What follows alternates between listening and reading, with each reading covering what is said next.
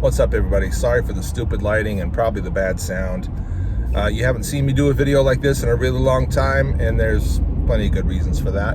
But the fact that I haven't been doing a lot of videos, particularly this summer, has enabled me to do some really fun things with the family, and just kind of do some stuff that I kind of never did for years and years and years.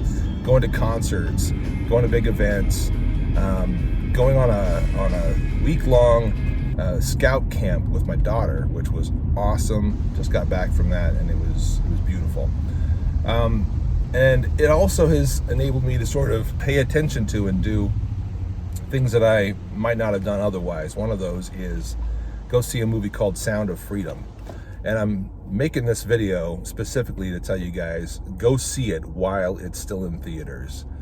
This is the time to go and see it. Now, they don't really need your money at this point, and I'm certainly not affiliated with them. I'm not promoting, on behalf of Angel Studios or Tim Ballard or anybody else. I went and saw the movie, and I was genuinely touched and impressed by it, and I think you should go see it too. There may be some spoilers in this, so just a fair warning. At the beginning of the movie, we see a couple of kids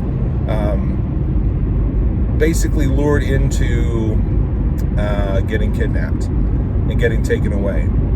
And their father brings them to what looks like this sort of modeling /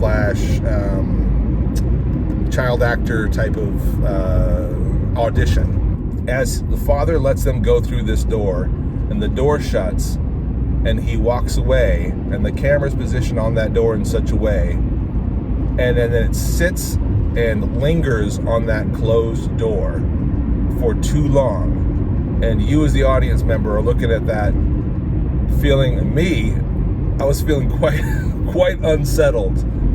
And for the rest of the movie, I won't tell the whole story, but it tells the story of Tim Ballard, follows him as he basically comes across these kids and begins the job of recovering them. And I'm telling you specifically about that particular scene because that was the one that locked me in. There are many times where you thought it's not going to work out. This one's not going to get found. She's going to stay lost.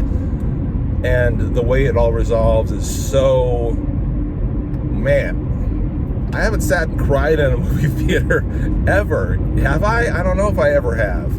But I felt the tears run down my cheek for the first time in a movie theater in a long time.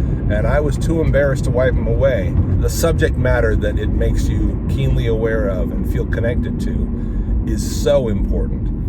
The issue of child trafficking is possibly the easiest thing that anybody could get behind stopping. I mean, more so than the drug trade, more so than virtually any other crime that adults commit against each other. Crimes committed against little children. It's one of the most uncomfortable things to talk about, but also, in my opinion, the easiest thing to morally get behind stopping. And this movie makes you aware of just how horrific it all is. And I encourage you also not just to watch the movie, but to watch any and all interviews you come across with Tim Ballard and or Jim Caviezel, because they go into far more detail about the stories, and the stuff they explain is so much more touching. Last thing I want to say about this movie is this. I've noticed some articles and some reviews in which people are calling this movie some sort of QAnon, right-wing, conspiracy theorist fantasy.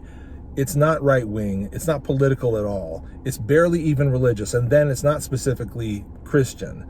If you are left-wing and you are avoiding this movie because you think that caring about child trafficking is a right-wing thing, maybe you should sit down and ask yourself this question.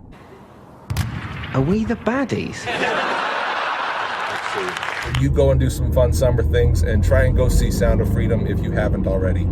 If you have, they also have a link set up somewhere, and I'm not going to try to provide any of this, where you can actually pay for tickets for somebody else to go see it.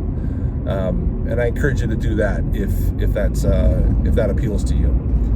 That's all for now, guys. Is there going to be more to come? You know, I might do another Olight giveaway next month, but I haven't decided yet because the last one kind of bombed as far as views are concerned. So we'll just see what happens, but I'm happy to hear you chime in down in the comments one way or another, and y'all take it easy. Bye.